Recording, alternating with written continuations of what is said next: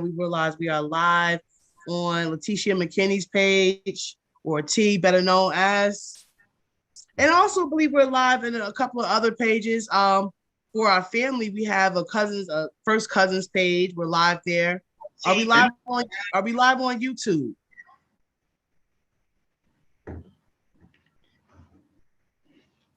Welcome, welcome, welcome. So we're here again to continue the conversation.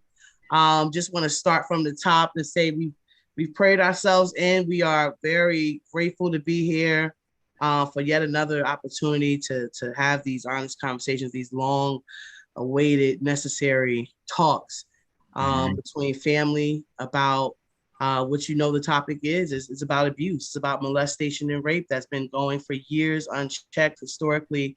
How people within in leadership have violated that trust that we had and in them, and some of us and a lot of us have been victims. And we're here to talk about our stories and also to talk about the victory, the forgiveness, the whole journey, the whole shebang. But thank you so much for joining us. We know if you're here tuning in on whatever channel, if at any point you have something to say, or you want to chime in, please definitely like, comment, share, invite your friends, your family. Let's talk. This the real deal. This the real conversation. And I also must say, the host and also the author of Generational Curses No More, which is responsible for the gathering in the first place. That's what got everything started. LaTishia, my sister T. Please excuse her. She did have to go through a surgery, so she's here. Of course, we are all here in solidarity together, but she won't be able to chime in as much or at all. But we are here together for each other, and we have on our panel as well, cousin Tim. What's going on, Tim? What's up? What's up, cousin?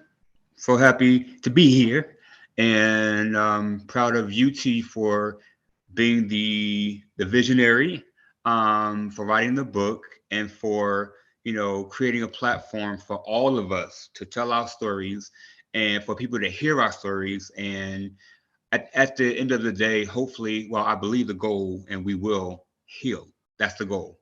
So I'm happy to be a part of the process, a part of the journey, and let's go. Definitely. A little earlier this week, T had posted up, and we shared the post as well, and the flyer. If you've seen that correspondence talking about this event tonight, then you know that we have opened up the floor to you as our special guest, our audience, our family, our friend, our network, our community, for questions and comments alike. And yes, we have received a few comments that we're going to share a little later on in the show, but you still have time now. If you want to submit anonymously, you see there on the flyer, you're going to send it right over to T's email, LaTishia LaNier-Mckinnie Enterprises. So email it, or you can send it in the private chat. You can send it in the messenger as well. Whatever question or comment that you have for us as I guess you could say we're the panel, so to speak, but we're the host and the co-host, right? Or any previous episodes that you may have joined or saw at a later time and you wasn't able to participate live or in real time. We definitely invite you, encourage you to, speak your mind, speak your piece, or whatever it is. Because the feedback is coming in, right, Tim? Like let's talk a little bit about how overwhelming it could be sometimes, because you really realize that you are not alone, and you realize that this has been a pathology and something that's been going on. So many people can relate to, like so many people, yeah. And let's talk about that, like the feedback. So many people, and so here's my thing. What I'm realizing is, the more we talked about this before, the more we tell our stories, we realize that we're not the only ones who have dealt with the exact same thing in different ways. Different people, obviously, but people have dealt with the same level of trauma. And what has been traditionally the thing that has caused people to not be so vocal about it is the shame of it. And so, as we be courageous enough to tell the truth, we free people. We allow them to see, again, that they're not alone, and that they could talk about it. Free people, free people. You follow what I'm Absolutely. saying? And Definitely. so that's why we're getting the response. We're getting the response we're getting because people are becoming free as a result of us freeing ourselves. Absolutely. So it's definitely the shame, and it's also I think it was, like I said, pathology a little earlier, but like Hmm. a cultural thing too. I mean, that whole those slogans and phrases and cliches that we use a lot about sweeping things under the rug. Yeah, Whatever happens in a home stays in a home. That stuff is poisonous. Like poisonous. it was really poisonous because it silenced generations of people, of victims, to believe that we're not supposed to tell. Or and then there's also other things that goes on where you have some predators that will threaten to do something to a loved one or to bring Mhm. harm. So it's so many different things. And I think right now, along with the freedom that we're having, is just the compassion for ourselves, right? Yeah, Like we have to hold space for ourselves, and we have to consider that we some of the stuff we didn't know how to speak, or we didn't know how to say, we didn't know who to go to, or we didn't know what to do for that family member that went through that, and we were but yeah. now we know, and this is a space of accountability. You And can't say the conversation is open now. absolutely. And I'll add to what you said a few minutes ago about predators making the victims feel like they shouldn't say anything and to be quiet. The dangerous part about that, one of the dangerous things about that is that when you're quiet, you allow that same predator to do things to do other harm to other people. Absolutely. You know what I mean? You become quiet while the predator becomes again even more of a danger to your community, your family. We got to talk and Yeah, yeah. expose. Yeah, man. Yeah. Definitely. Like we've already had that time where, everybody was off suffering in silence in their own corners. Right. Like this is a new day, and I have so much conviction, like just that title alone. And by Mhm. the way, if you're watching, you're tuning in, did you get your book? Did you get your copy? Oh yeah. That's what started all this. These conversations we're having right now. The second book that he wrote, she's a two-time author, but actually working on a third, I believe. Almost finished that. But I wasn't supposed to say anything. Oops, no, okay. Act like you didn't hear that part. Well, but the one we're here for right now is Generational Curses No More. Yeah. That just the title, the slogan, the expression is that's packed with so much right there. Like Hmm. saying with conviction that Hmm. this is not it's not going down like that anymore. Hmm. Hmm. And what is it not going down like? It means that we realized that it was never okay what happened, and we're not going to allow for it to continue to go on unchecked, Right. right? And we're checking in with ourselves and hopefully being able to find a way to get a healthy outlet in a healthy space, Right. right? Working on our own individual healing, being around and surrounded by people who love us, who speak life into us, who help us grow.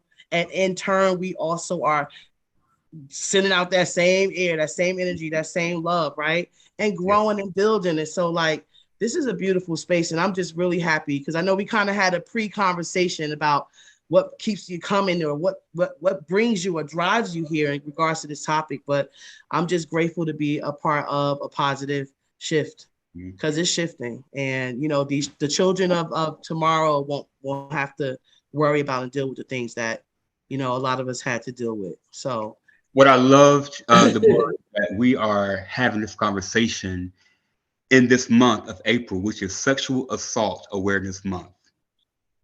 You know what I that's mean? And I think it's so appropriate that we're having this conversation, which is why I wore this T-shirt. I survived. Um, okay. yeah, and I like that too. That's like the Martin. That's dope. right. So my friend Rashad Corey, he's a plug. Little plug for him. He created this T-shirt because he was, well, yeah, he created this T-shirt, and out of my support for him, I wanted to purchase it and wear it tonight. But here's what I'll say. One of the things that came to my mind was we have to remember when people are violated, and I said this to you all before. The violation is not with their body only; it's with their spirit. You violate their spirit, and as a result, you have different results. You have people who act out differently as a result of being violated. Some become promiscuous. Some people become over drinking, drug addiction, all of that stuff. So it has no face. A person that has been raped and violated or molested or whatever, you can't be in a crowd and say that person was that, because it looks different. But having these conversations, it gives people a space to be vulnerable and be free and to want to talk about it. So that's what the goal is. You know what I mean? To help free all of us. Absolutely. Yeah. Absolutely. And that is definitely the goal. That's the goal, to help free us and, to be better for generations to Yeah. come. And also to give an outlet or a space or a stage or whatever, a microphone to anybody who needs and wants. Because, I mean, there were some people that approached me or spoke to me about this, and they like, I never thought something like this type of thing would exist. Well, it's here now. So if it's been ever a thought in your mind that you wish you had a platform or a way to express or get your story out there, I mean, definitely, like, hit us up. This is one of the main reasons why I'm here. And like we make references to it, the scripture, your what is it? Overcome by the word of your testimony. I was just about to say that, Deborah.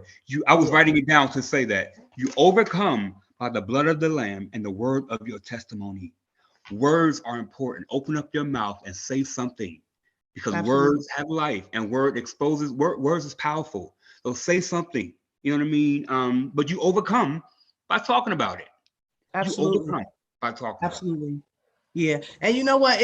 I know sometimes it can get really, really deep, because it's like, wow, it seems like sometimes people had to go through what they went through to help the next person not go through it or know how to navigate through it. So I'm going to get a little personal here and transparent and say that one of the reasons why I'm here, a strong reason why I'm here, is because I understood as a young person, once I realized what happened to my mother when she was a child, it started making things just started making sense in terms of ways and tendencies and the ways of her parenting and, certain things that she cried out about that wouldn't be obvious until you really know her story.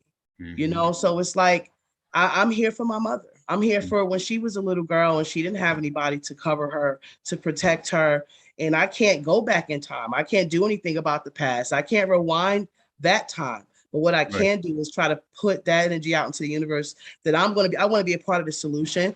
And Yep. it could be a time that will come that I'll be able to protect another child or someone's, family member or friend or anything like that, because I understand the pain that comes, because it's not just stopping at they went through their situation and is isolated. No, these people grow up, right? If they do, to be able to try to be functional adults, to get married, to raise children who will one day have children, and their children have children. And there's so much trauma that's tied up in all of Yeah. that. Yeah. And if you don't heal it, you end up finding out you'll find out that the cycles are being repeated, because nobody is talking about it, nobody is addressing it.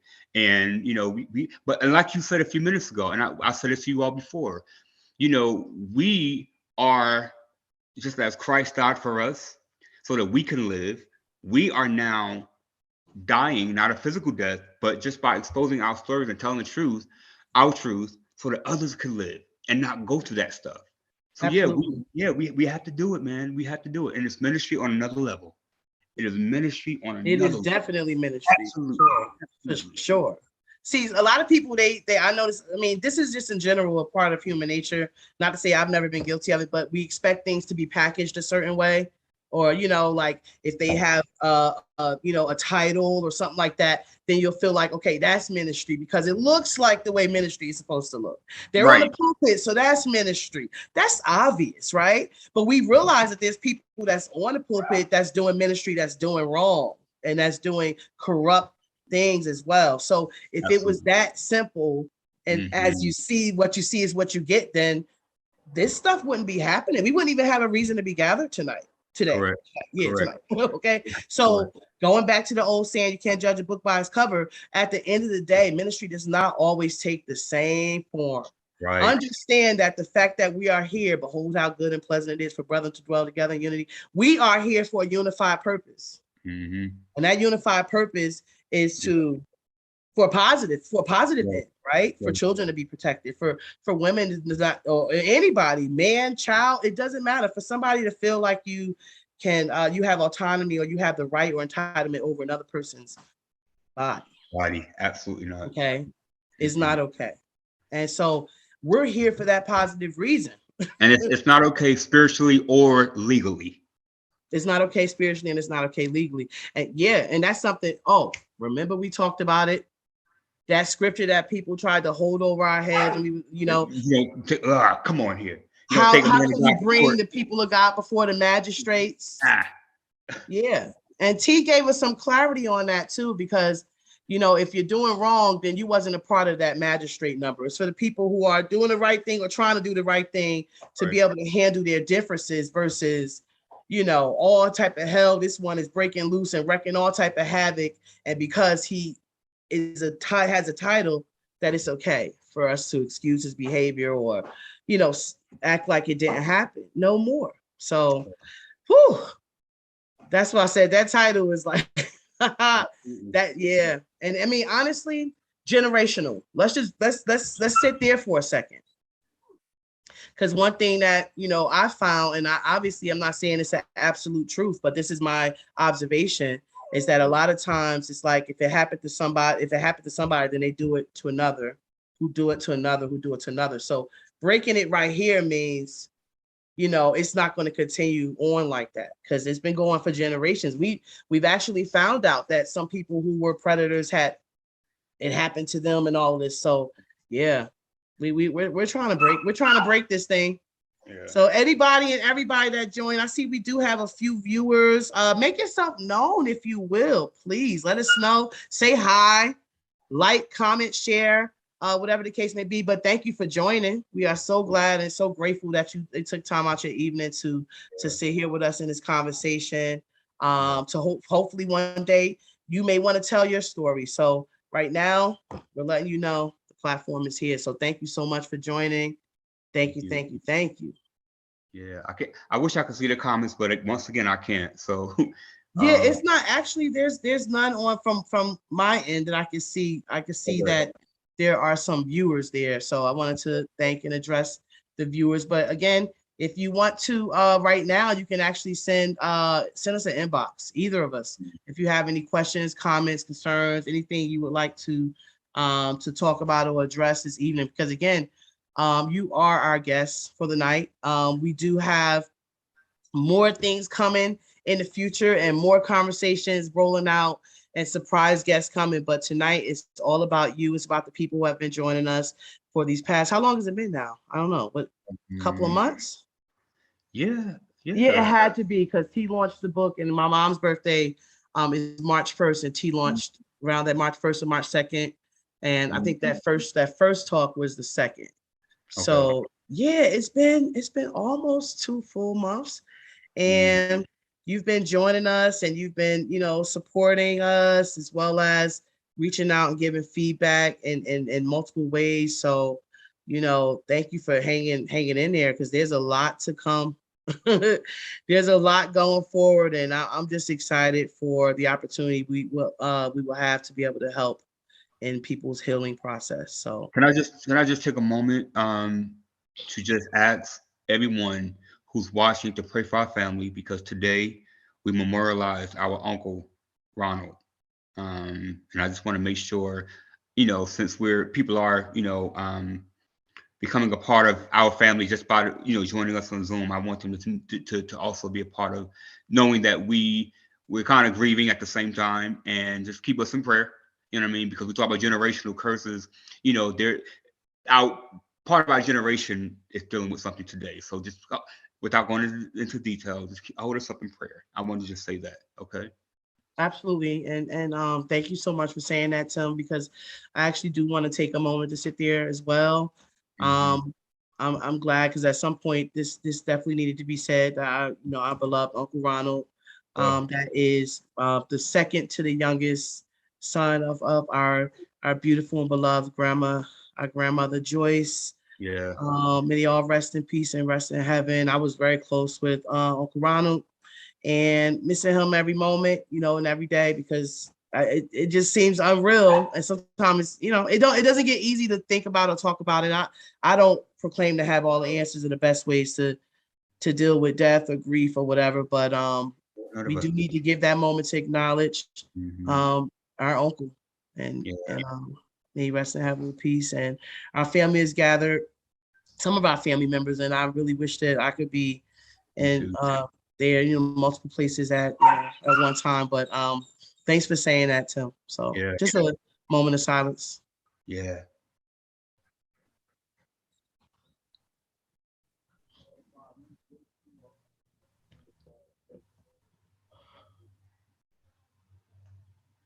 Thank you. Thank you. You know what? I see comments now in the chat. I do too. I do too. Yeah. It's coming through on the Zoom, which is I didn't expect it from that view, but it's all good. I see I see my boy B. I see, hey guys, hey Brandon, what's going on?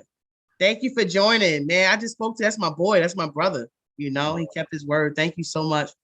And I see Kev. Kev is out there. Kev is one of our panelists, and Kevin is also our blood cousin. You gotta go back a few episodes and check that one out. Okay, if you didn't see that episode with Kevin where things were exposed, I don't even know how many books did he write. I think I want a handful of books. I think minimum five, but he's well authored. Military, travels the world, does motivational speaking, does amazing work and amazing things for children in the foster care system. He has been through quite an ordeal. I'm telling you, get his literature, check the few episodes with Kevin as the featured, one of our featured panelists. Again, you learn the story about how we found out that we're actually blood related after going to the same church for how many decades? Wow. It was like, whoa, you know. So that story is something else. But yeah, he has amazing things to share. So definitely support. Thank you so much, Kevin. Sending you love. And Kenya's here. Okay, Kenya. Kenya is so supportive. That's T's best friend. She also edited the book Generational Curses No More. She's the editor there. So thank you so much for joining. She said, ministry is not only in pulpits. Amen. Didn't we say that? Right. It's not. Okay. So I'm glad. See, was I tripping? I thought I was tripping. You know, it's so good to get some confirmation, to get somebody, you know, that say, okay, look, you're right. So thank you. We're on the same page. But you tell these folks take the collar off and get in them streets. Yeah, for real. I mean, you know, seriously. I mean, honestly, everybody has their own calling and should carve their own path, you know. So like I said, if it's not packaged the way you think it should be, just work on your own packaging. You know what I'm saying? And you know, the scriptures say too, like, got to work out your own soul salvation, by the way. So it's really kind of like effortless to be so consumed with somebody else. Just we're gonna work on ourselves, and we just gonna get to the next level. And we have Erica Sonette.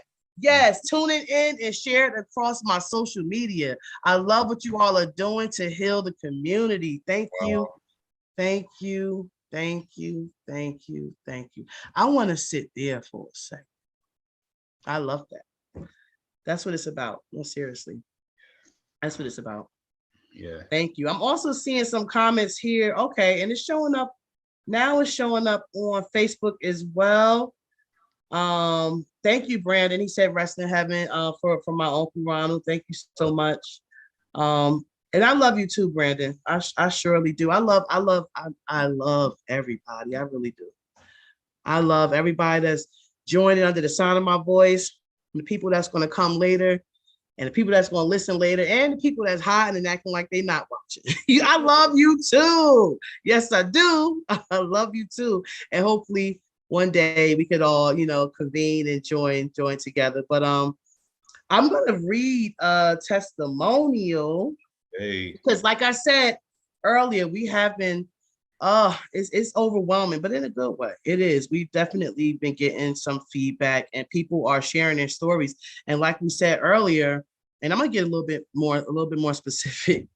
For the people who may not have seen all the shows, just a little brief. I don't want to tell my cousin's story, but I'm just going to tell a summary just so you can see how it leads to what I'm about to read, okay?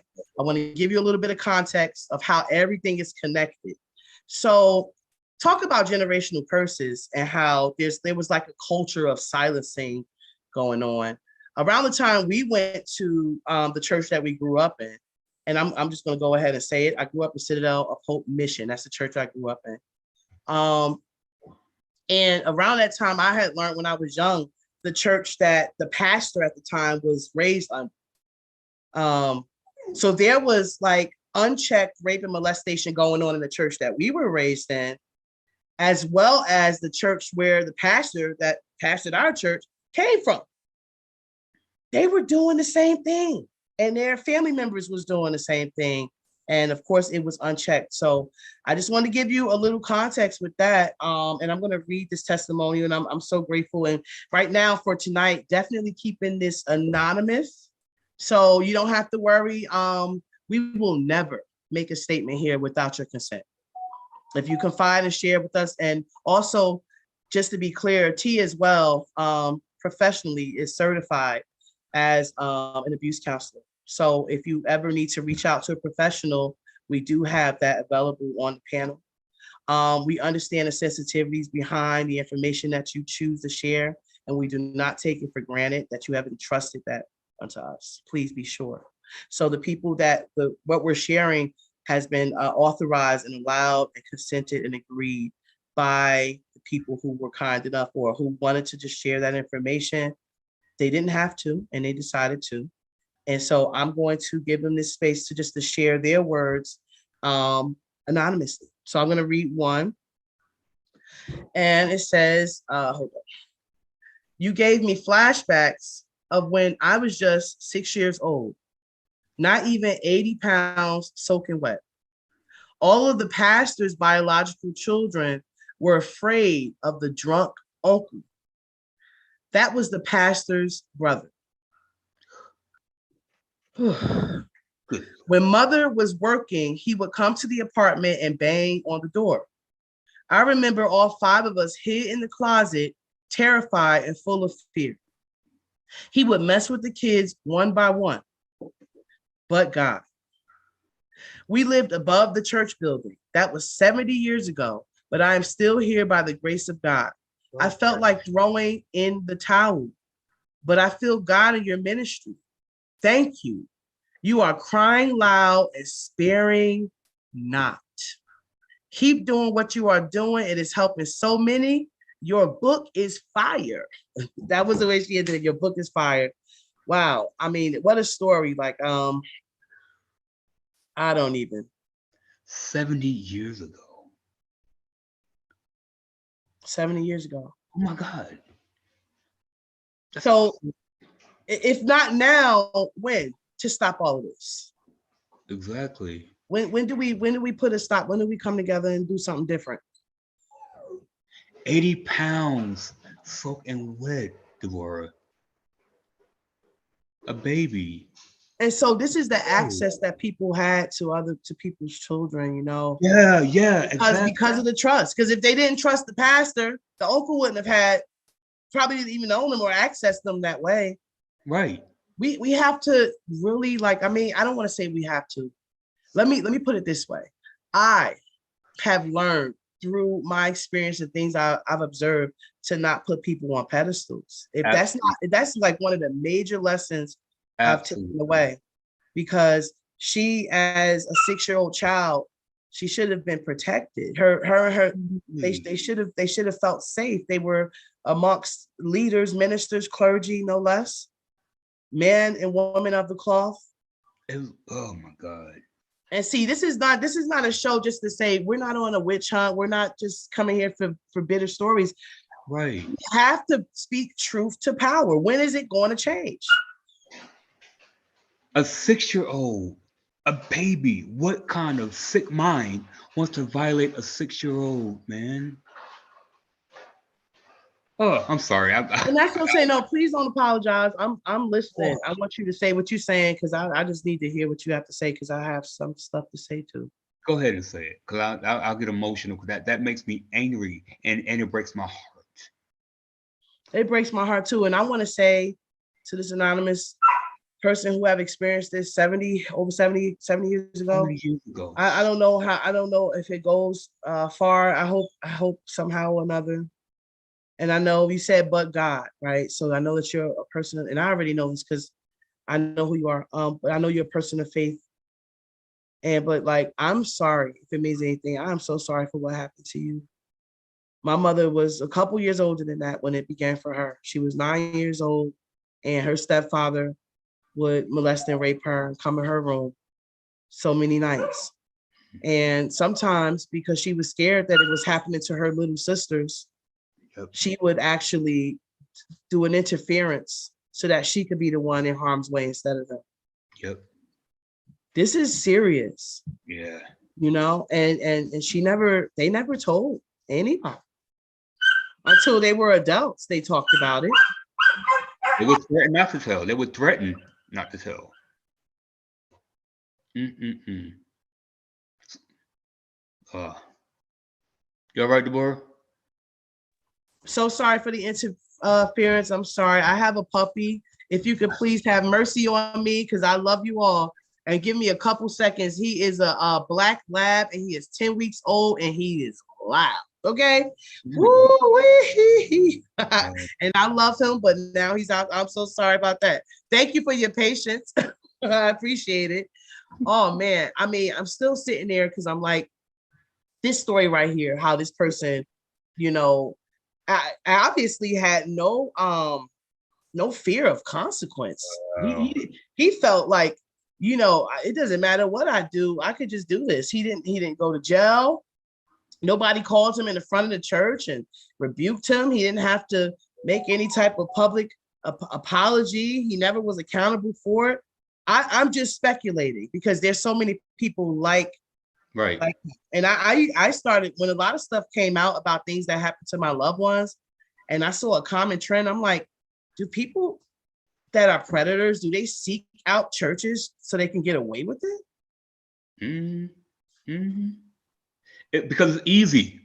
In my opinion, it seems like it's easier because they get to hide behind the cloth. They get to hide behind church and man of God and titles and stuff like that. They get to do that. And so yeah, it in my opinion, it is easier to do it there. There's And no I legal, there's no legal consequences or anything. Everything is like go to God and just whatever. So they get away with it. Yeah, absolutely. absolutely, and I actually have an example of that, and I'm going to get a little specific again. Oh, Um, yeah, I know, but yeah, I just have to. I know that there's a predator that I mentioned before, in a few episodes ago that had molested a lot of girls in the academy, the private school that I attended, from the 5th to the 10th grade. mm-hmm. That was owned by the pastor of the church that we grew up in. Um, Mm-hmm. and he would just rape and molest the girls and go around to different churches. He's called an elder.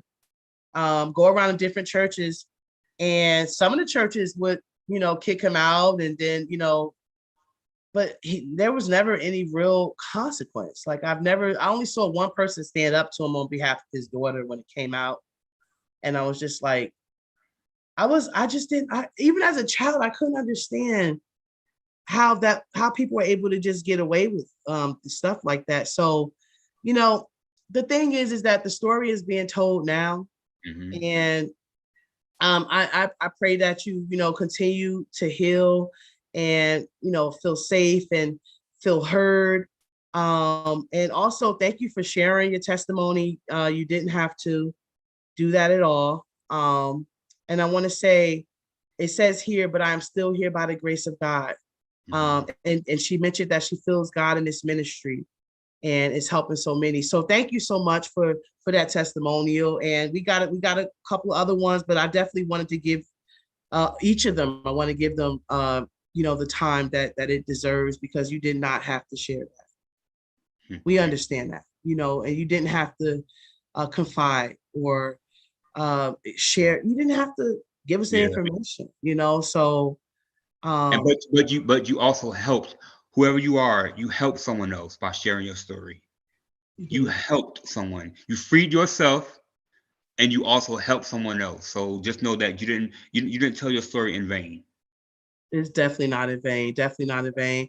And I feel the sincerity behind the words as well. Thank you for your support. Thank you for supporting this whole platform, and definitely for supporting my sister as well. Having authored the book right now that we're here gathered. This is what started it all. So go ahead. If you haven't yet, go on Amazon, Barnes and Nobles. Go on LaTishia LaNier-Mckinnie's page and put your camera up to that QR code, right? And go get the book. Go check it out, because there's a lot of things we're talking about, but the book gives you the meat of her story and her coming of age. So definitely go check out Generational Curses No More. Get your copy so that the next time we come here, you're more than welcome to share with us your viewpoints and anything that you want to elaborate about the book. But thanks again for the testimonial. And we're going to read another testimonial. Hold on. Okay, so there's another one. As I said before, it is very much needed. Sometimes parents are damaged and do not know how to protect their children. It is not because they don't love their children, but they don't know how. The abuser recognizes as I said before, the abuser recognizes the parent's problem and will take advantage of the situation. Okay. So the abuser recognizes that there's stuff going on. Maybe there's a missing parent, or there's a problem in the home. And they kind of just like find their way to weasel in there. So this is a situation that sounds like it goes back quite a few years. And again, I'm not the expert, and I'm going to say that probably a few times. We are all working. Well, I'm speaking for myself. There are some things that are in play that I'm working on in terms of those credentials. But right now, we definitely have LaTishia LaNier-Mckinnie, which highly recommended, or somebody that you trust, a pastor, a friend, a safe space for you, where you're able to really unpack. Yeah, safe space where you're able to unpack all of this. Because man, like, I don't even know how to answer that. Parents are damaged and do not know how to protect their children. That's sad. I know my mom, she cried and was traumatized by things that happened that she felt she, couldn't protect her children against, or her nephews, or her nieces and nephews. And I can imagine that takes a toll on you as to whatever the history and the context of that is. I would definitely recommend, please, to, speak to someone, a professional, someone that you can be able to unpack that with, because one thing that's very important in this life is learning how to forgive ourselves, right? Yeah. We don't have all the answers to everything, and now we know. And even the scripture says, much known. I know the Bible. I'm a preacher's kid. Don't play with me. Y'all all know I know the Bible. I'm afraid. The scriptures say, much known, much required. Little known, little required. So that's very clear, right? It's very clear. It's very logical. And so now we are in a space where we have been talking about a few things throughout the time, even with these episodes. We've been talking about different signs that, you can look out for, if a person is like, a lot of times we found that these people were so charismatic. Charisma. They had so much charm. Yes. And then they took the kids to isolated events. You had one pastor, the church I was raised in, Pastor Bill. He took the children, he took the little boys places, right? And then you had another one, Elder Derek White, who was the minister of music at Citadel Academy. Not to be mistaken for another Derek. I'm talking about little Derek, Elder Derek White, the short version one. Okay. He took little girls, always wanted to take the little girls only to the beach, to the park, to the something. Why are these adults wanting to isolate certain kids and groups of kids? Why? Okay, so one thing we realize now, it takes a village to raise a child. Mm-hmm. So mommy, daddy, auntie, uncle, open up your eyes, pay attention. We are responsible for the next generation. We can't do anything about what happened yesterday. Mm-hmm. We can't do anything about it. Right. What we can do is we can understand the opportunity and chance we have now to make a difference, to be a difference, right? Be a difference, yeah. So be the change that you see, right?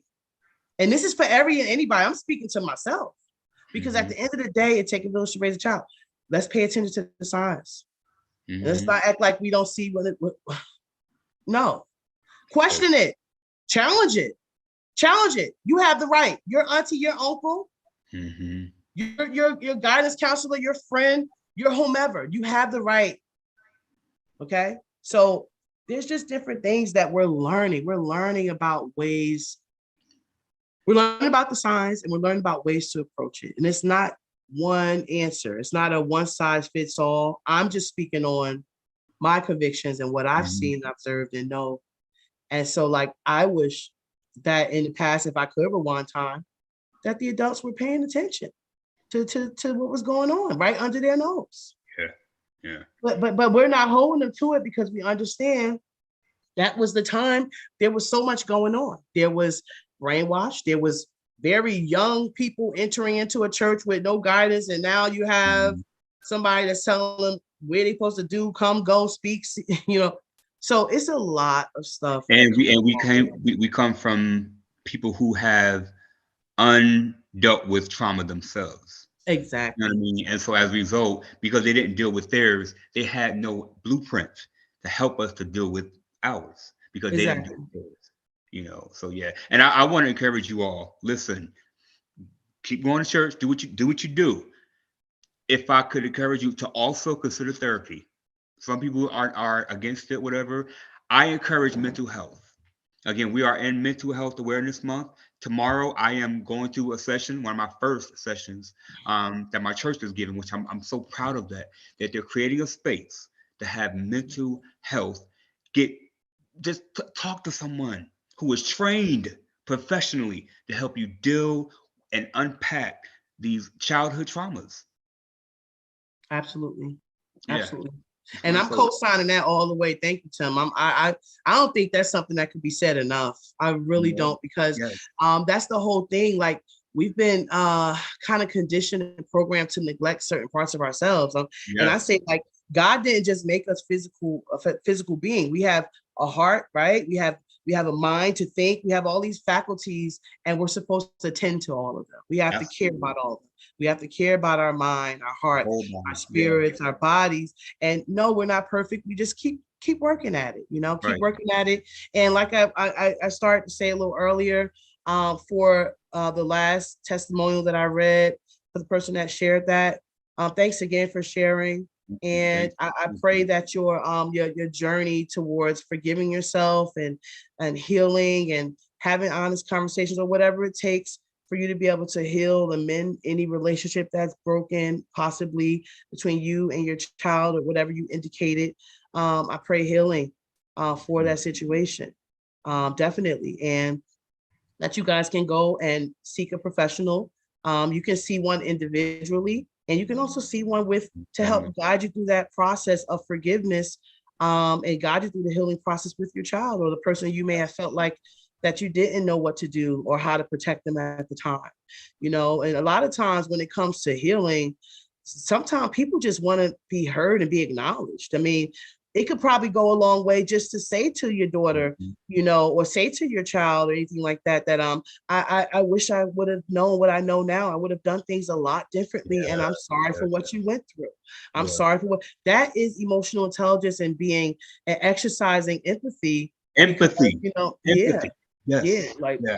We might not have known, we don't know all the time how to handle, how to deal with things in real time. And in retrospect, that's why they say hindsight is 20/20.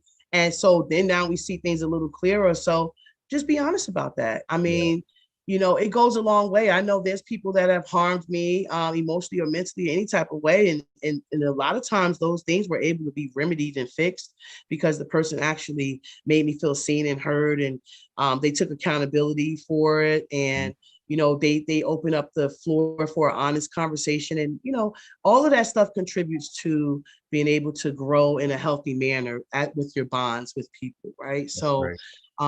That's something I definitely will encourage. But thanks again for sharing that. I know I said a lot. It wasn't all directed towards you. I was speaking about, just life and the culture and this whole experience all together.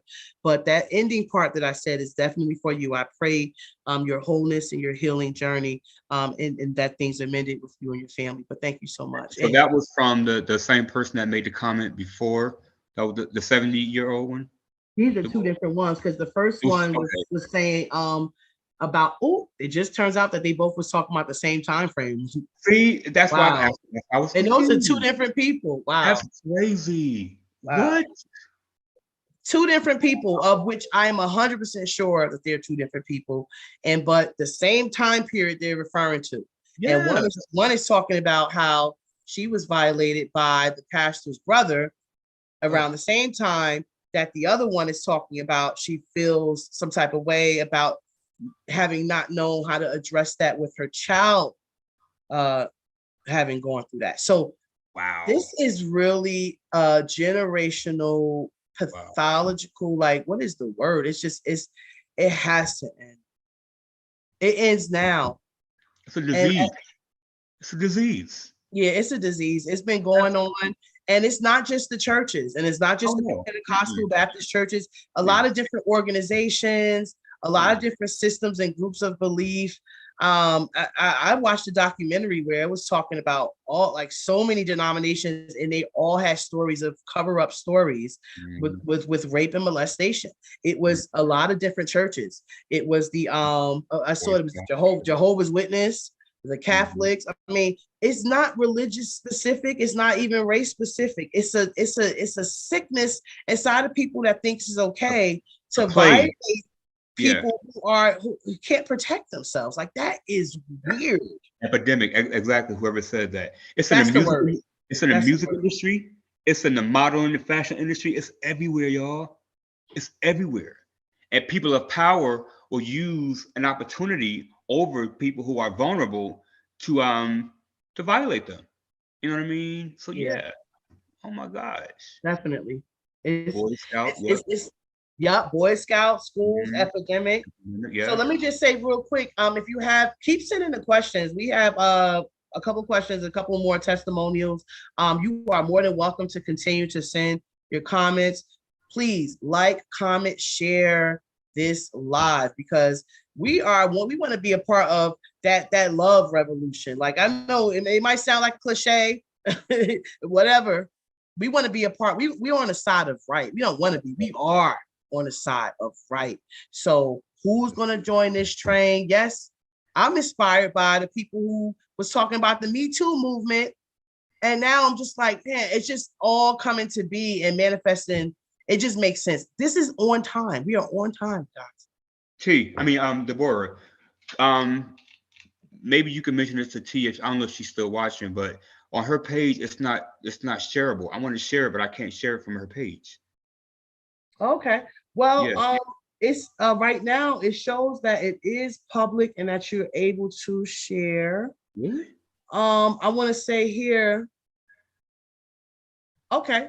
I see more comments going. So he said, Brandon said, you better quote the word. And Kenya said, it's very important to seek counsel to unpack everything. It does not make your faith any less. Let's sit there for a second. It doesn't make your faith any less. I know a lot of people feel like, God is my therapist, God is my counselor, and things of that nature. And I've heard that expression so many times. Jesus is my therapist, Jesus is my counselor.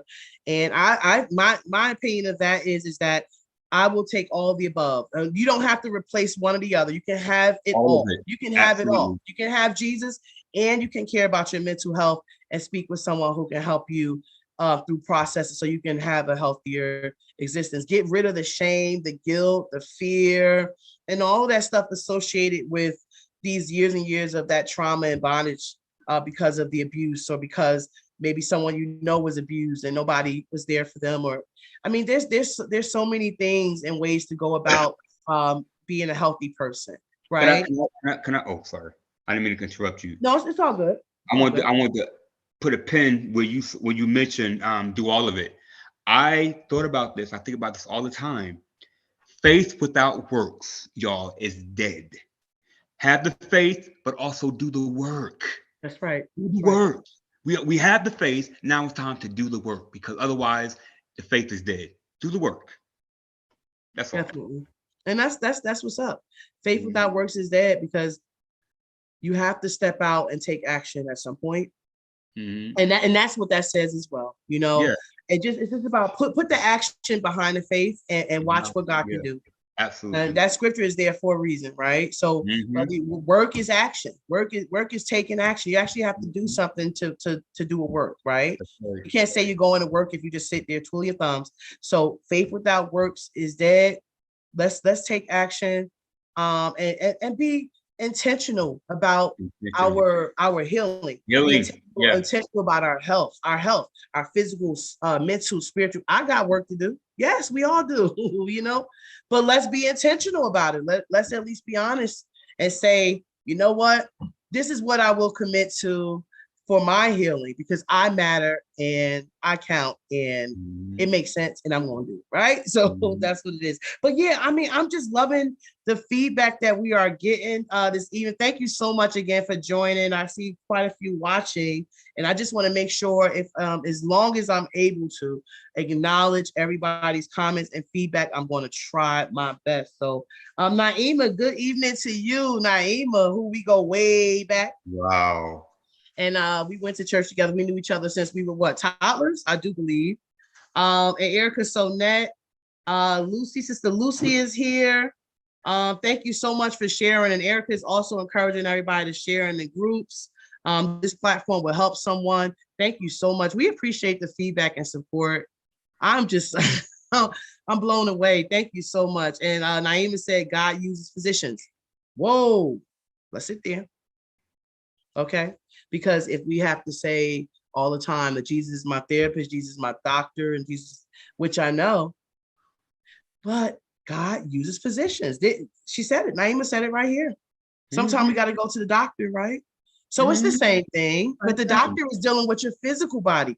What Right. about the other faculties that God gave us? Mind, right? So we have a doctor for that, right? We have a doctor for the mind, for that can help you process things and help you do it in a healthy way, right? So this is what we're saying. We just want to encourage us all to grow and heal. That's our Well, point. somebody made a very, very interesting, and I love this question. Let's talk about this. Why is it important that the pastors stand with us? Why Mm, is it? That's so good. That's I a good love question. that. Let's sit That's a there good for a second. question. Yeah. Why is it important that the pastors stand with us? Pastors and leadership stand with us in this. Timmy, you want to hit that? Because I got something. I'm gonna go after you. You No, go you first. go. I You need a go minute. first. I need to process that, man. Okay. Okay. Well, you know what? I'm gonna say something now, and I'm gonna let then Tim go process, and then I'm probably gonna say something again because whoo, that one is wow. Let me just I'm gonna speak of my personal situation a little bit here. When my cousin in 2020 went public with what happened to him many years ago when he was between the ages of 10 and 12, I believe, between those ages, 11 and uh, 13. between 11 and 13. Mhm. Um, and he told his story. Uh, okay, I can't even describe you how I felt. So I'm not even going to see and see how traumatized I was. That's not even the word. Okay, I didn't know those details until I learned those details. Okay, I really- and that was very, very, very much for me. Okay, um, to the point where all of the times that I've felt like, we were being mistreated as a family because when we did go to the church, there were people who was attacking my mother and other family members and myself as well, even though I was a child. Not everybody, but some people did. I just want to be clear. Not everybody, some people. Um, that all came rushing back to me when his truth came out in that full form. Mhm. And I was angry at the church, at the institution. And I'm not blaming it on the whole church. I'm talking about this is the way I process things at the time. And so me, my mother, my sister, and I, we called up, and I'm going to leave out that detail of who we called up, but we called someone from the clergy of the church of the offense, where the offense had taken place. And we were crying out to them. All we wanted was for my cousin, and my mother wanted for her nephew to be seen, heard, acknowledged, validated, his pain to be admitted, for somebody to stand up, for somebody to confess, for somebody to care, for somebody to say something. Do you have conviction yet after all these years? Enough to say that you harmed a person and you're sorry for what they went through, and you don't condone or endorse or encourage. And for me, it's not going to undo anything. And I can't undo anything from my cousin. I was demanding that. I say that's the very least that he deserved, because you can't rewind time. The very least anybody can do is to be honest about what they know that happened, right? Because you have other people in the church and out of the church that don't know what to believe. They like, did this even happen? Because they still went to the church. Some of them, right? They were still friendly with this church and the family members within the church. And how could this have happened if, okay, people, we need to understand how abuse works, because abuse in an abusive environment could affect, it has a ricochet, a domino effect, okay? It's not just only affecting one person, their family is tied in with that as well. So there was a lot of stuff going on. I'm not making excuses for it. However, I recall hearing of a story when the church that we were raised in, that when young girls would have children out of wedlock, the young girls were put in front of the church and humiliated and berated and told to sit down. You cannot participate in any church activities. But yet the pastor's son rapes multiple young boys in the church, and you're aware of it, and no consequence. He's not put in front of the church and told about himself and told that he should make a confession or apologize. As a matter of fact, quite the contrary, because my cousin mentioned to you a couple of weeks ago that when my auntie, his mom, confronted the pastor at the time, she said, my cousin, who was a little boy, must have wanted it. That's so, what she said. That's what she said. God had to work on me, and I came to my own healing with the help of God, and because also with my family healing as well, because I'm committed to that, because it's not our fault of all the stuff that we had to go through because this man decided to violate, right? So the question is, why is it important that the pastor stand with us? Why wouldn't you want to stand on the side of right? Why wouldn't you want to stand on the side of not right, of wrong? Because the thing is that not only were you just like, not all of you, some of you wasn't aware. I'm talking about the people who were aware, that knew what was going on or had wind of it and never tried to examine the situation at all. You know, like Martin Luther King said it himself, like indifference to something is the same thing as commit, something like that. Absolutely. So if you act like you don't see stuff, you might as well be committing a crime yourself. Oh, did we just pull up? Some people just, listen, don't run, don't leave just yet. Don't leave just yet. Come on, y'all already, we already here. Let's take it all the way now towards our healing. We have to be honest, right? So pastors who are leaders of a flock that trust you, that put their own family in harm's way in some sort, to be devoted to your ministry, to help feed your family with their constant tithe paying to your church. And there never comes a time where you have enough conviction to stand up for them. I felt betrayed as a family because my family, wait, let me talk. Come on, absolutely.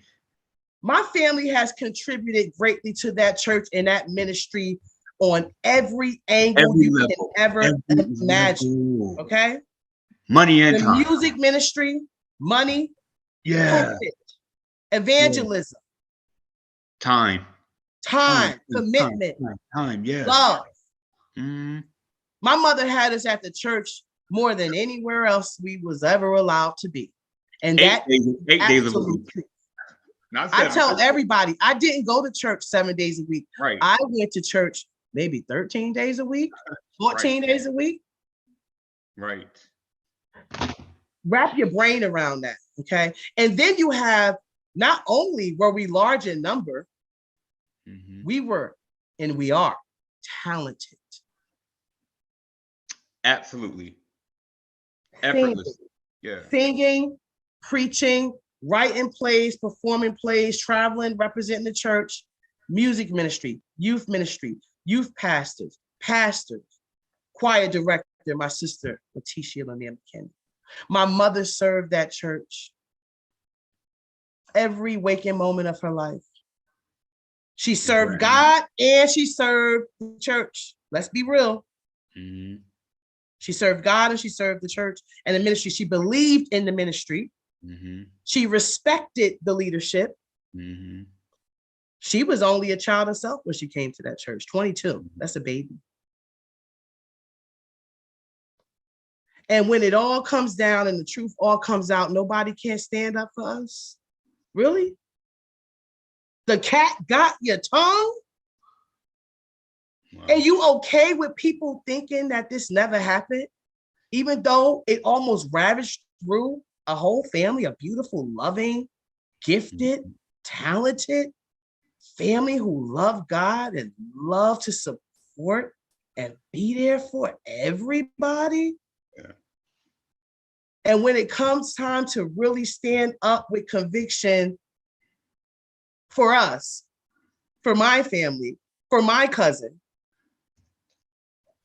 nobody don't have no words to say. I'm sorry, cousin. I just had to go there. I'm with you, baby. I'm with you. Because we are human beings, right? We have feelings, and this is stuff that hasn't been spoken on a public platform, but now it's right here in your face. You can't run from it. And no, we do not blame the offspring of people who did not actually do that. But because you are in a space of leadership and people respect you, we would like for you to speak up. Where do you stand? Where do you stand on this issue? At least that. Can we know where do you stand? Because silence also tells us something. Silence may tell us that you don't have a problem with what happened. Silence may tell me that to hell with our feelings. Silence may tell me that you will be okay with covering up for another person, for another generation. Yeah. So we're not okay with your silence. It's not enough. We would like for someone in leadership to have the gall, the courage to really be who they say they are, to be, standing on the side of righteousness. Can I just say this? I'm done for now. For now, you're not done, but for now you are. Here's, and I think I shared this with T a few days ago. I was driving one day last week, and out of the blue, I got a phone call. My phone rang. And of course, because I was driving, I couldn't really talk, but I was shocked by the person that was calling me, so much so that I said, please give me 5 minutes and I will call you back. 5 minutes, I pulled over and I called this person back. It was actually Deborah. I'm not going to say the name, but I know.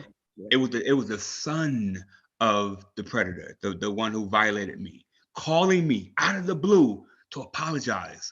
And so much so, he really felt bad, and I felt his heart because so much was shared that he said he didn't know because he was away during that time. I told T I didn't know because we were young. I don't remember him being away, but come to find out he was away. And what I'm feeling is that there was some things going on in their home that caused him to be away. Fast forward, he called brokenhearted and shared with me, and I even invited him, Deborah. I even said, well, will you be willing to even come on to talk? He was hesitant. And I understand, because at the end of the day, I understand that is his father. At the end of the day, yes, it was a crime. It was something really, really publicly bad and destroyed. Also, it's his biological father. So emotionally, I can't see him being in a place to even just kind of do this publicly. But I wanted to share that he did finally, after all of these years, come to me and apologize. I want to share that with you, cuz. And thank you for sharing that. And you know what? You Yeah. did share that. And that's definitely something worth mentioning because I said earlier, for a person to be acknowledged, what happened, like for you to acknowledge that it happened to them, that alone can go a long way. So Absolutely. I'm grateful that it did what it did for you. And I know that there's different elements of things, like right there, that was helpful and redemptive of sorts for you. And I understand that some yokes were broken. And so I'm grateful for that experience you had. I would never, yeah. And I know it's a step towards the right way. And I would never want to diminish that. And I was talking about, I guess, like overall, it could be really heartbreaking, to realize that you've put so much time. And my mom is not here anymore, so it's like, on her behalf as well, I think somebody, have compassion for the Lanier kids, and say, you know what, your mom, she still stood by us, and we do understand. Like, say something. Like, I just, it's just like, where's the compassion? It's like sometimes it seems that this stuff should come natural for people who say that they profess to be the children of God. It seems like it should come a little more natural for them to be able to show compassion, but it doesn't happen that way sometimes. So I want to just just pause for just a second just to see what's going on in the comment section, because I mean it is running, it is flowing, it is going. It's a hot topic, Woo! Thank you Sadly. so much. I know it's sad that it's so hot, but I want to shout out again to Sister Lucy. Sister Lucy is joining us. One of my grandmother's good friends, going from way back in the day. Is that Geraldine's mother, right? Yeah, Geraldine's mother. Exactly. So Sister Lucy, Sister Sanders, my grandmother, Sister James, that's the crew right there. So and my mother loves Sister Lucy as well. And they would go to minister or Pastor Emmett's church. What's his name? Emmett Smith? No, not Emmett Smith. No. Pastor Emmett, one in Irvington, that big church. Anyway, I forget. they would meet at that church sometime when they wasn't going to, they didn't want to go to Citadel all the time. Blue Church on Springfield Avenue, right? Yeah. Deliverance, Jesus is coming. Everett. Bishop Everett. I love Bishop Everett. I love Bishop Everett. But yeah, that's Sister Lucy. And I want to read Deborah Sullivan. I see you as well. It says you all are definitely on time because this is much needed. Yeah. In Lake Charles, Louisiana, where Blacks feel like they cannot speak out against things that they see that are wrong in their community. There is such a big difference in the communities. You can't help but see it when you visit here. Wow. Yeah, so there's definitely places where people are still living in silence, but we're hoping we can impact, or everybody that's on this love train. Come on, let's do it, y'all. We can do this. We can do this. We're all going to heal, and we're going to help others heal as well. Go ahead. Can I just say this too? I said it before, and I'm just gonna echo what you've been saying. Tell your story, because at the end of the day, the truth makes you free. It's going to make others uncomfortable, but it's going to make you free. Tell your truth. Tell your story, because you're not alone, and other people need to hear your story to know that they're not alone. It's going to make you free while making others uncomfortable. But tell your story and be free. Get free from it. Absolutely. Let's get free. We gonna get free by any means. Seriously, that's what we're on. Like seriously, I've been through, and I know we all have been through our own share of things. And I've been through quite an ordeal. As many of you know, we had quite a few losses in our family, as well as just in general, friends and associates. And it's been a tough past few years, man. Yes, it has been. But God has kept us, and we're all I'm being intentional about my healing. So therefore, others that are being intentional about their healing, right? We're coming back together. Absolutely. Yeah. It's just amazing how it's working. And I'm so grateful to be in this space, because what y'all don't know, what we didn't really elaborate on, we mentioned it, is that this tore up our family, man. Like, I didn't even see my cousin. I didn't know where's my cousin? I miss my cousin. I'm a kid. Like, how did my cousin just disappear from my life? Like, where is he? I miss y'all too, man. He was away, for many reasons. He had to plug into other spaces where he felt safer. That's sad, man. Yeah, God, exactly. And so we were missing out on our cousin. He was missing out on us. Sure was. And, you know, and so much other stuff that happened because he didn't have the proper protection that he needed. And he was directing things of his pain. And it was just going all over, you know, and rightfully so. And so we were all a casualty of war in the meantime, trying to duck and dodge. Bob, it's been a lot of stuff. A lot of stuff. Yeah. That y'all do not know. And maybe you do. I'm not gonna say you don't know, you know what your situation is. You may have something similar in your family. You don't know the particulars of our situation, but I'm just sharing this with you, of which you probably know, is that when you harm or abuse a person, that person is not the only person that's affected. It's affecting, it's like a wildfire. Somehow or another. It's a wildfire. So we want to put out those fires seriously. And I want to keep going with these comments. Naima said, that's right, Tim. They are so supportive. Thank you so much.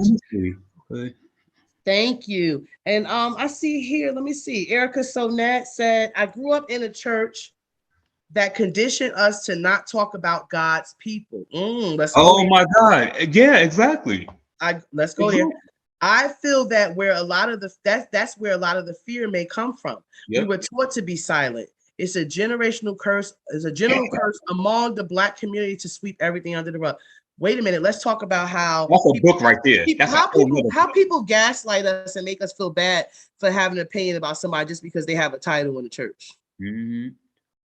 They made me feel like the ceiling was going to fall on me if I said anything about Mother Powell. And I didn't even say anything. I would ask a question like, did Mother Powell know that what happened to the blood of Jesus? You know, I mean, they conditioned us to believe that the lightning was going to strike us. We made them God. We even had an opinion. We literally made her and others gods. Like that fear that we supposed to had was, it wasn't reverence. It was literally afraid, because you thought this person was like God and that they had so much power over you. Anyway, go ahead, Deborah. I'm sorry. That's true. And no, but that's right though. We touched on that before, because T said that she I think she said she had a dream that Mother Powell was the Holy Ghost or something like that. And I mean, when I was younger, I thought that she was. I literally thought she was. I said she must be bigger than God, because people make sure they sew up their splits better when she's around. You know what I'm saying? Wait. Let me stop. Listen, guys. I mean, some of this stuff is a little levity that we add to the situation, because I have to say this. This will forever be my favorite example of that. When choir members in the adult choir or whatever didn't have, oh my God. The hairpiece. Right. Yeah, the dolly. Yep, yeah, the dolly.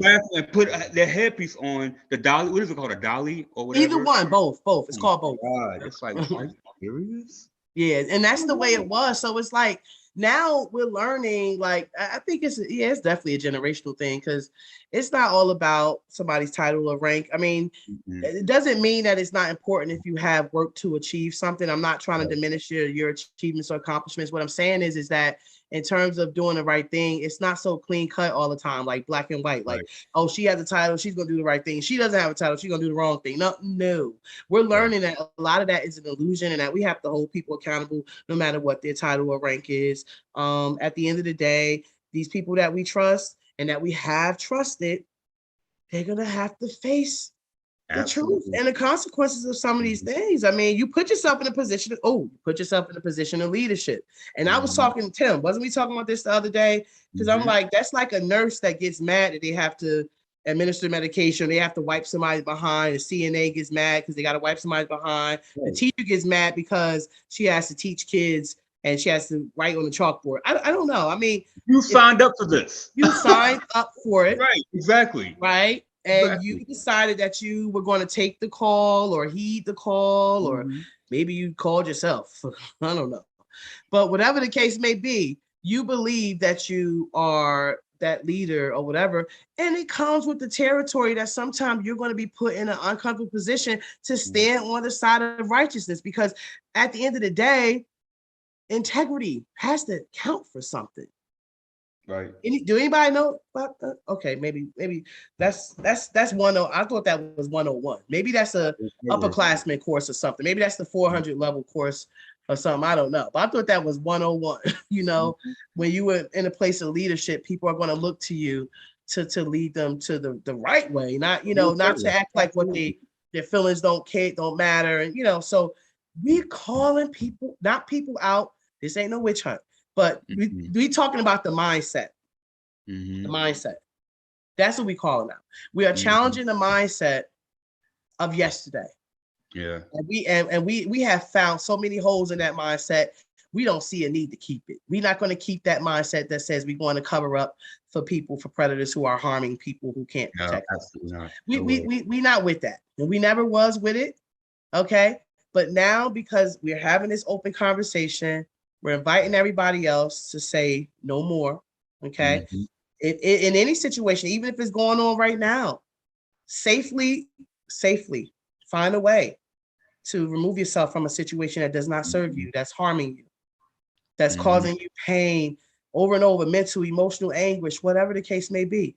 Safely find safe spaces, and also seek professional assistance and help, because we're here for you, and we know that there's other people that will be there for you as well. You just gotta take that first step, and we believe in you, and we pray that God protects you throughout the entire process, all the way, till you're able to be free and redeemed and restored and all of the above. So yeah, we are. Oh, I'm so happy to be here.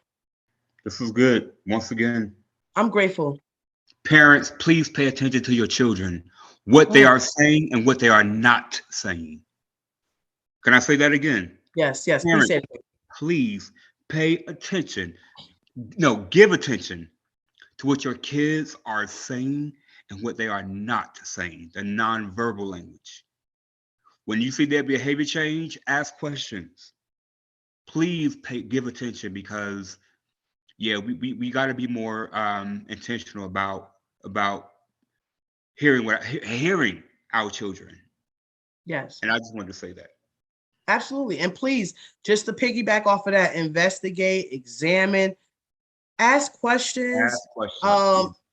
He said pay attention, but you really we gotta when we talk about some of the things, like for instance, that happened with Tim in retrospect.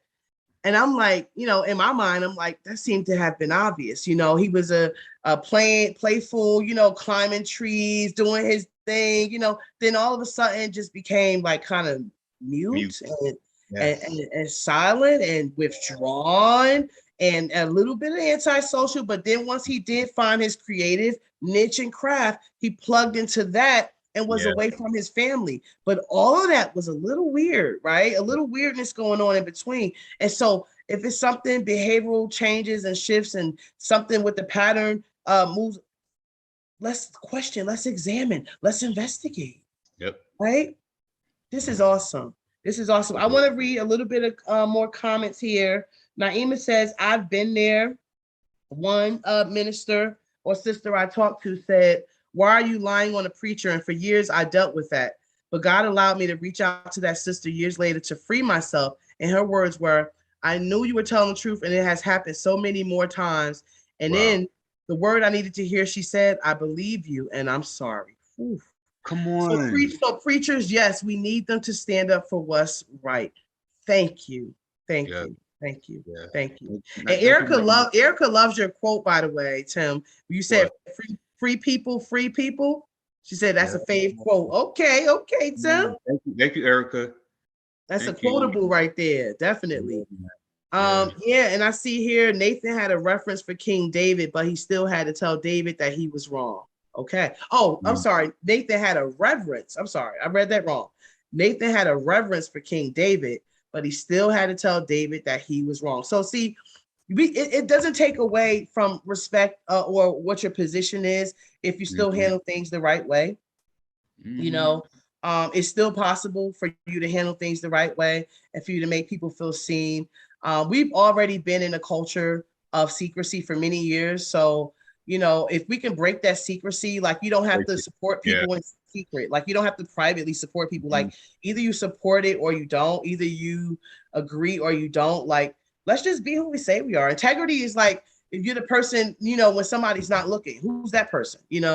That's integrity. Not if you just look or appear a certain way in front of people and then everywhere else you're somebody else. So You be it's just respected more. You're respected more when you have integrity.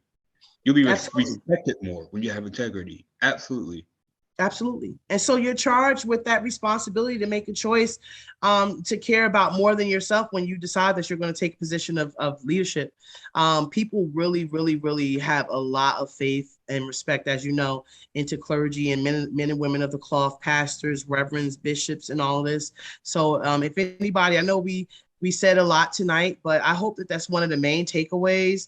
It's kind of like a call or appeal to leadership in any type of way that would like to, not necessarily that you're apologizing for somebody else's behavior, but more so that you're taking some type of stance to acknowledge that this is something that you're not okay with, that it happens, and that you don't endorse it and you don't encourage. I mean, basically somebody just to really take a stand and represent the church to that extent, even though you're not the culprit per se. So that's one of the things that's important to us. So I'm just hoping that that's one of the takeaways.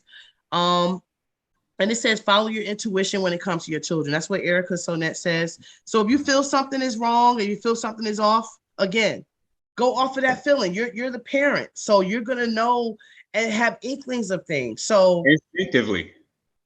Absolutely. So we got to follow our intuition. I'm liking all the information and all of the insight, the advice, the feedback, the commentary. I'm really so appreciative of that. So I just want to say thank you so much.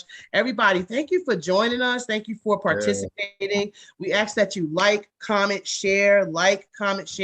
Also, go to the QR code, get your copy of Generational Curses No More, which is the inspiration behind this gathering, by the way. I mean, this happened organically. Can I just be really clear? We did not plan this. What happened was my sister called for us to join her in the launch of her book. It was a book release, a virtual book release, and it was awesome. And we were doing it also at the time that she chose was in honor of my mother. My mom's birthday was March 1st.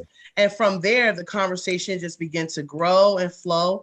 And so we're here checking in consistently now, and we've already defined our reasons and the convictions behind that. So, this is important to us, and we're so grateful that this is important to you as well. Thank you so much. I want to look at some of these other notes that I have here. Let me see. Hold on. Okay, so I see here, share, tell someone that we are on. This is powerful. Tell your testimony. This is what it's all about. Hey, how about, guys, because we're almost narrowing down really, really soon. Everybody, how about you tell us where you're from? Where are you watching from? Where are you tuning in? Because we know we are born and raised, the people on this panel born and raised in New Jersey, but Tim could claim 2 states. That's a different thing. It's Georgia. But we love Georgia too, because that's where a lot of our maternal family is as well. We've had family reunions out in Augusta. We have family in Atlanta. So that's almost like a second home to us as well. Where is everybody watching from? Where are you watching from? What's good? I know we got Brandon. Brandon is in, where, you know what? Let me not call you out. You could tell me where you watching from. You let me know. Okay, we got Chicago watching from Tennessee. Okay, Chicago, Tennessee, Chi-Town. Yeah. Put it in the chat. And also one thing I'm going to type in here just so that everybody has this information is the National Hotline for Sexual Abuse. I'm going to put the number there. National Hotline. If you have any questions, you need support, you need immediate support, you need to escape an unsafe situation, you need some advice, you need to know how to safely exit or remove yourself, your children, your family from anywhere, or if you're in any type of situation where you're being violated or you know someone else that's being violated, call this number. I'm putting it in the chat. It is 800-656-4673. 800-656-4673. 4673 is the national hotline for sexual abuse. Okay. And also, I think T is saying about David killing Uriah for Bathsheba. Okay. So that's what he got on David about. I believe that's what you're saying. And I know, thanks for the information. Deborah Sullivan is watching from Louisiana. Let me find out. So we got viewers. We got New Jersey. We got Chicago, Tennessee. I see Alabama. Okay, Bama. What, Naima? You out there in the dirty. Oh. My God, I'm trying to learn that country life, but you already got it mastered if you were in Alabama. Okay. I see Syracuse, New York, upstate. Wow. And of course, we have Kenya watching from Georgia, which, like I just mentioned, is like my second family, close to my heart state type thing. Because I spent summers out there with my aunties, my great aunties, and my great uncles and my little cousins. They was snot nosed and bad. They wouldn't listen to me at all. I don't even know why they had me watching them kids sometimes. For real, them kids ain't listen to me. Seriously, Alasia, where are you, Alasia? Y'all was bad, huh? Alasia's here. No, she's not here, but she gonna watch it later or another time. I just want to let her know y'all was not behaving yourself because Bertha had to take a nap and she had made a big pot of peaches and dumplings. And she said we could eat that, but we had to clean up. Y'all didn't help me clean up. Y'all was being bad and made another mess. So I had to wait to get my peaches and dumplings. And I remember that. Okay. But yeah, so Syracuse, New York, Georgia. So yeah, we are so excited that people are watching basically all throughout the United States, because it sounds like right there we hit up the Midwest, the South, the North. So we are definitely covering a great range of territory to be able to get this word out. And what is the word? The word is generational curses. No more. Generational curses, no more. Let me see. It says, my mom took me from Jersey to Alabama, been here ever since. Oh, yeah, that's right. Came home for the summer. So, yeah, Alabama. Let me find out. That's awesome. That's awesome. We are so grateful for your support. I'm going to read another testimonial that I actually got a little while ago. Again, we are speaking testimonials anonymously. No worries or concerns about that.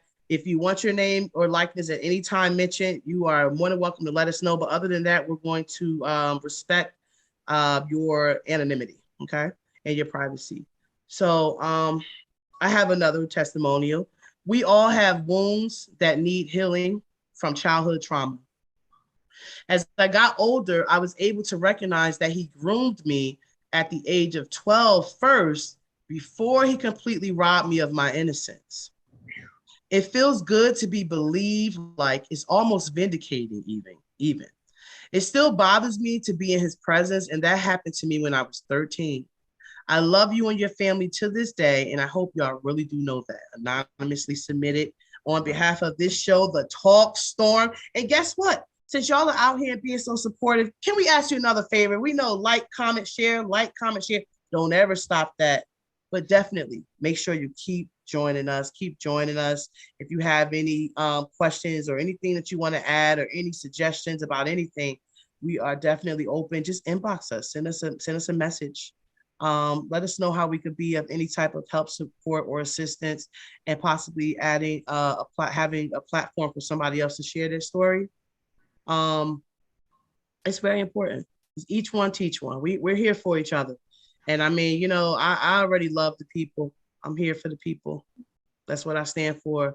So, this is just yet another way to be able to be a part of the solution. So again, thank you so much. We did post up there the National Hotline for Sexual Abuse.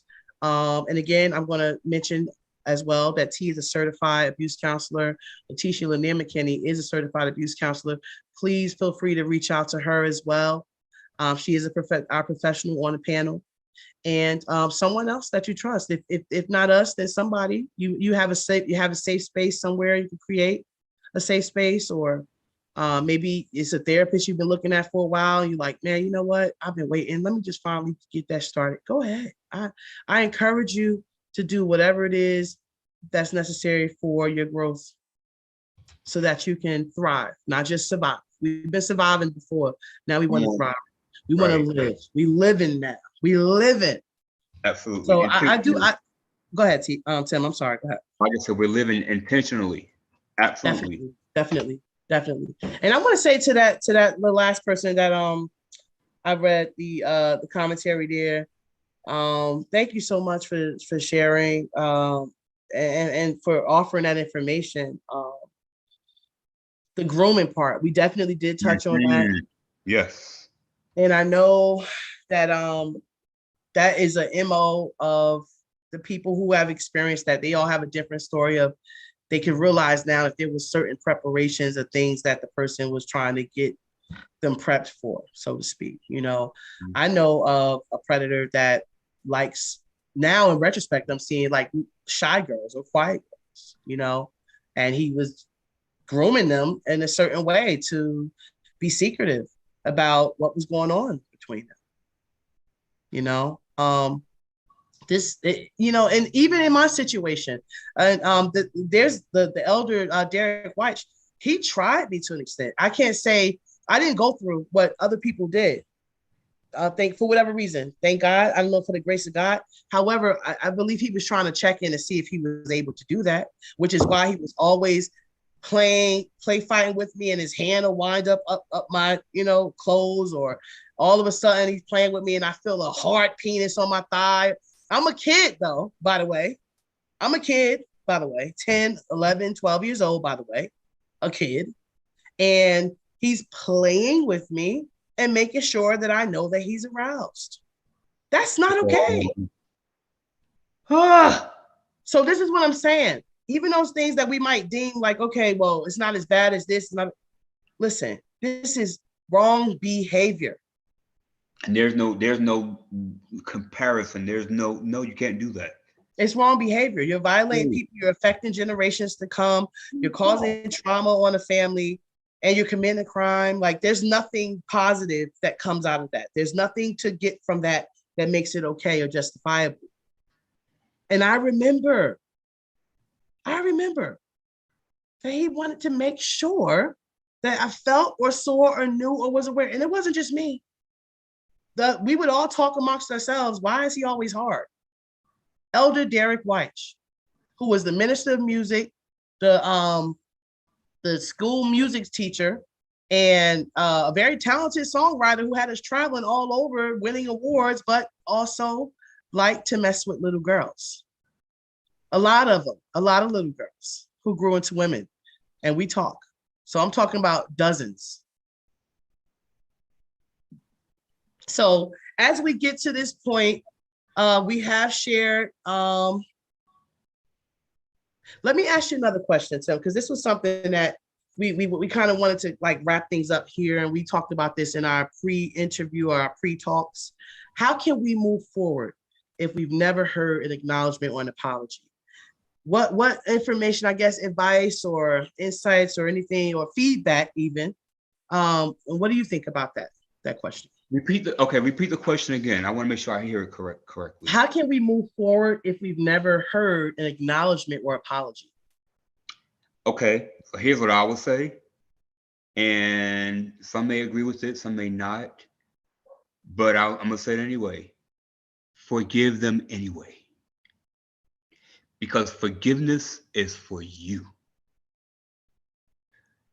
I know it's crazy, but forgive them anyway. Not excusing the behavior, not excusing them at all, but forgive them anyway, because you've got to heal. And the only way you can do it is to free your heart from all of that toxic stuff that just did some damage. You know what I mean? And so that's what I would say. Yeah, because that toxic stuff doesn't serve you anymore. The thing is that I like I said, I heard that before, and I really took the time to scroll that around in my brain and understanding what forgiveness actually is. It does not mean that you remove them from responsibility, accountability, or any type of consequence. It really means that you're freeing up space in your heart so that you're not causing yourself harm. Absolutely. Physical, mental, emotional harm. If you're holding on to something so long, it could take effect in a very dangerous and even potentially fatal way. So it's just about clearing up your heart space. It's about saying, you know what? you know you can't change it, but you acknowledge that it happened to you, Right. and you're still allowing yourself the grace and compassion to process your feelings, and to you're Mhm. not denouncing anything that happened. You're not saying Mhm. it didn't happen. You're being honest with things, with Right. yourself, but you're saying, self, I value and treasure you enough. I Mhm. want you to live free. I want you to breathe freely. Mhm. I can't change anything that happened before. What I can do is just try to control where I'm taking myself to the best of my ability. And hope that the person, the predator, or whoever, the abuser, would get help themselves, because we realize also we're learning that hurt people. So, in some kind of way, we kind of gotta find a way to have a little compassion enough to hope that they will get help. So that Definitely. I'll forgive them anyway and move on. Yeah. Don't let them hold you hostage for the rest of your life. There are people in the grave now who are dead and gone that people are still holding unforgiveness. People who are living are still holding unforgiveness in their heart over people who have died. You can't move. You can't possibly move forward and progress in life holding that stuff.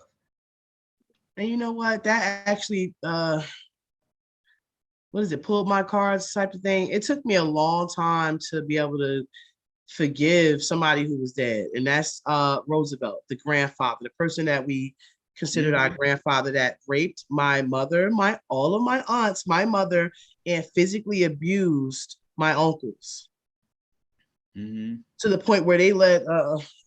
I'm not even gonna go into it. Another show. That's a whole nother show of what they had to endure and suffer. You know, the girls being raped, and the boys being thrown against walls and shaped upside down and head bang up against the wall. No, when I found out about that, that was the first and only time I hated a dead person and wish I could unbury him so I could take him out again. Okay. Because that caused so much pain and strife and trauma on our family for generations. Y'all don't even know, That you we're know, dealing, that we are, that that we're we're dealing having. with, that we have dealt with as children, and that it has affected us in our coming of age. All of my first cousins and their kids. So this is serious, you know. So when people say, okay, everybody sins, what are you talking about? We not talking, that's a part of what we talk about, but look at the capacity of damage that happens generation after generation with that one major offense. It's not like stealing a Snicker bar. Right. Okay. Right. So I don't agree with that sentence. That's another story I'm not going to go into. I want to acknowledge these comments. I know we're wrapping up. Give to God what no longer serves you. That's Erica. Erica's insight. Give it to God. If it no longer serves you, give it to God. And Deborah Bowman, revenge is mine, saith the Lord. Well, yeah, and we're not talking about revenge. We're talking about healing. We're talking about being free. And you know what? I had to decide. I was a child processing these things, so of course I'm being transparent to say, yeah, I wish I was the one that could have brought him harm. After I found out, after he was dead, I found out all the stuff he did to my people who I love so dearly, my mother and my aunts and uncles. I adored all of them, and I was devastated, you know. But it also answered a lot of questions, and I had to work through that. I had to work through the forgiveness and work through the healing for years of a man who would never be able to know how much harm he brought to my family, to our family. So I'm grateful, you know, that I wasn't able to act on it anyway, you know, because he was dead. But the thing is that we all have our own crosses to bear. We all have our own journeys to travel in forgiveness and healing.